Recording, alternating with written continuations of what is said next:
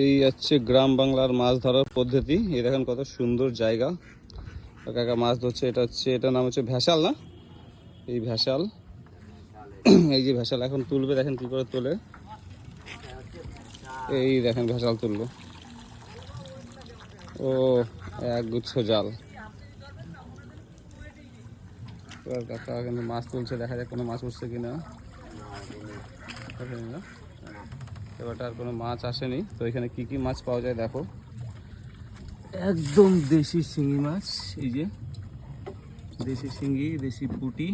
পুঁটির size খুব সুন্দর, পুঁটির size দারুণ, ও সেরা সাইজ পুঁটির। আর একদম দেশি শিঙি মাছ। এই শিঙি মাছ কিন্তু এখন দেখা যায় না। একটা বোধহয় ট্যাংরাও আছে,